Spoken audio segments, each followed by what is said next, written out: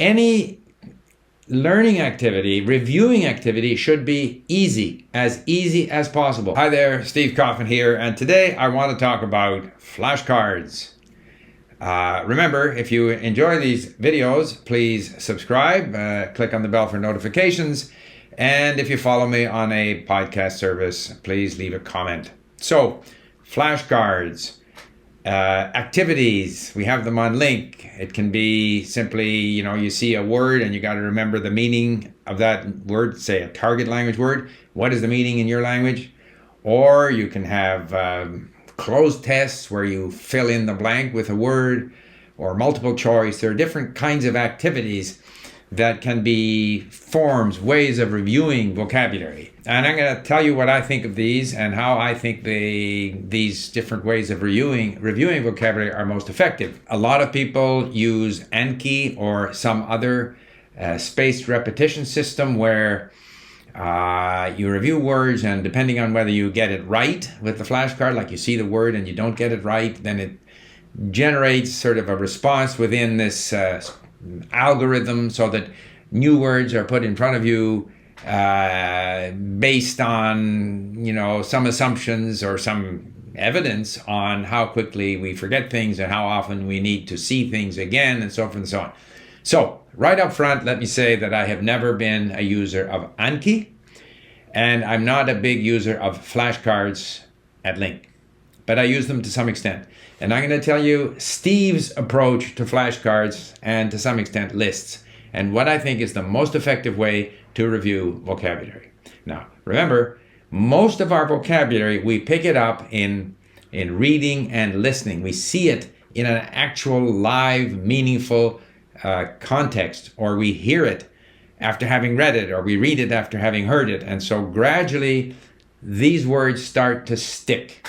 It's not a matter, in my opinion, of memorization. However, some deliberate review of words can be helpful. Here is what I think are the sort of basic rules of useful flashcard or vocabulary review. Number one, do it as soon as possible after you have come across the word. So in my own case, and here I'm going to mention Link, and some people don't like it, but that's where I study. A lot of people use Link, and that's what I refer to when I talk about my own experience of language learning. So when I'm in Link, especially now in Persian, I use the sentence mode, particularly if the content has come from YouTube where there's very accurate time stamping. So I deal with a sentence, 8, 10, 12 words. And within those 8, 10, 12 words, there might be 3 or 2 or 1 or 4 that are yellow. In other words, I've seen them before, but I still don't know what they mean. Or there might be 1 or 2 blue words that I'm seeing for the first time. So what I do is that sentence, when I finish that sentence, I will do a review, usually either in a list or some form of flashcard, which I will get to. But the most effective time to do that review is immediately after I've seen the word in a context. That's point number one.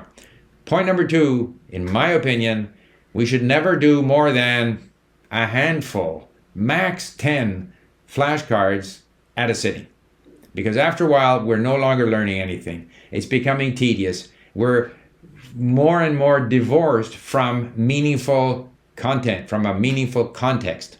So typically, if I'm in sentence mode and I've got 6, 8, 10 words to review, that's very effective. I've just seen them in a meaningful context. Some of those words are new. Some are words that I'm starting to get to know. Some of them I decide I already know this word and I move it to known, but I'm dealing with a handful of words. So immediately or as soon as possible after coming across the word in some content or context.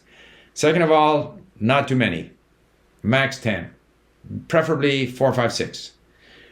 Third, any learning activity, reviewing activity should be easy as possible. No scratching your brain, no trying to remember. So obviously a list which has it all there is a very quick review.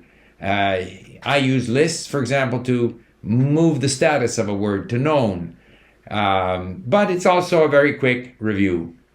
what I find quite effective now is these new matching pairs that we have at LingQ, where you are presented with a total of 3 words, target language, and your language, or the language you know. And you just have to connect them. And if you go to the wrong one, it goes red. And if you go to the right one, it's blue. It's very easy to do. It's a good review. You get the text-to-speech of the word. And so I do 3. And then if there's another 3, I do another 3. And then I do another 3. But it's easy. I'm not scratching my brain. All the time spent scratching your brain, trying to remember something, to me, is not effective. It's more a matter of exposing yourself to this vocabulary again with a minimum amount of effort as quickly as possible. So soon after having come across it in a particular source of content, such as a sentence in our sentence view at LingQ, easy, and what else? And not too many. Okay, so those are the conditions, and on that basis, it's very effective. Each sentence, you do a sentence, you review the words that came out of that sentence, some new, some words you're still trying to learn, and then you move on to the next sentence. So you stay in the content item. You don't lose your thread in the content item. It's not like reviewing hundreds of words in flashcards where you're now divorced from any content. And I have found that not only is it tedious to do that, but as I've said before, even in Persian, I have 30,000 words that I have saved, and I only know 10,000 of those words. And so I have lots of words that I'm in the process of learning. If I were to review all of those in some kind of a spaced repetition algorithm, I would spend a lot of my time just reviewing words. I prefer to stay in a meaningful content. Now, another form of review, which is very effective, is where that review has a purpose. Part of the problem with reviewing, long lists of flashcards is I never am that confident that I'm really learning anything. I'm reviewing, scratching my head, whatever, but I'm not really sure that anything is sticking, and I'm divorced from the content. However, if I review at LingQ my status 3 words, so I go to my vocab section and I filter for just those words that are familiar. We have 3 statuses: new, kind of starting to get to know it, and now it's kind of familiar, but you're not totally sure. So I have lots of these words in LingQ. If I look at my vocab section, I have I don't know if there's 25 or how many words there are in a list, but I have like 45 pages of these. So I have a lot of words that are status 3, familiar. If I go to that list and start going down them, I find a lot of words that I actually know now. So therefore, I have a sense of purpose. I am actually increasing my known words total while I'm going through this list. And of course, as I'm going through them, I'm looking at the other words that I'm not yet totally confident about, and I will find X, whether 20, 25% of these words that I can move to known. So this improves my score, my known words total, keeps my streak going, so I feel as if I'm achieving something. So I think that's the 4th element.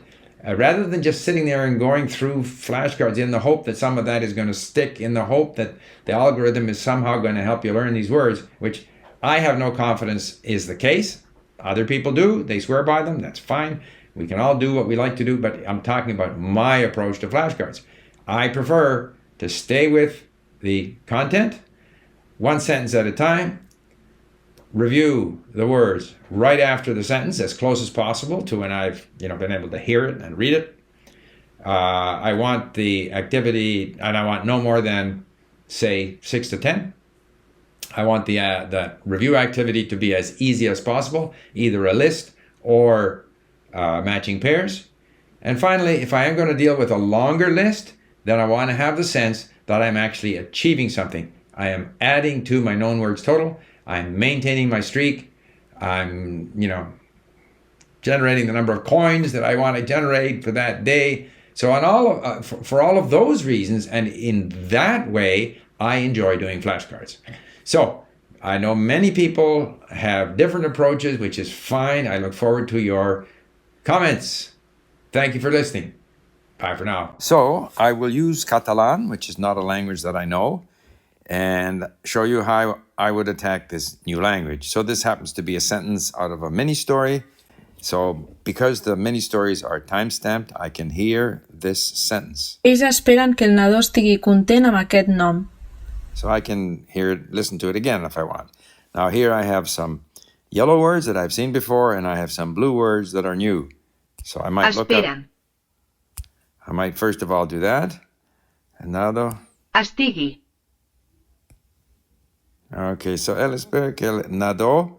Nadó is the baby. Estigui will be, and I presume this is subjunctive, content with aquest nom. Nom. Aquest nom.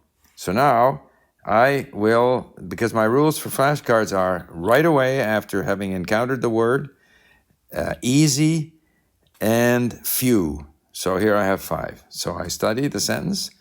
Nadó is a baby. Nadó. Okay. He, she is este. In other words, estegui. Estigui. Estigui. And wait. Esperen. Espera. So it looks like the E is like, and else, they.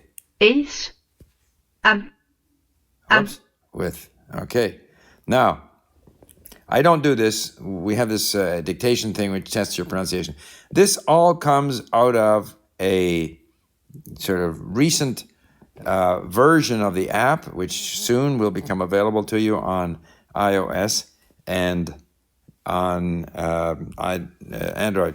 If I go to my, where are we here? Persian and familiar, I have a lot of words. I have 40 pages worth, and I don't know how many items there are in here, and I will find words in there that mashobe, I might give myself credit for that. Mashobe, similar. Shabi, mashobe. So maybe I'll take that. And then I work myself down. Pakpodi, this comes up all the time now with the Iranians and drones and stuff. And I will normally find a lot of words there that I can move to known. So there I do my review in a list, but I do it with a purpose. The purpose is moving words to known. So there you have it, a quick review of how I use flashcards.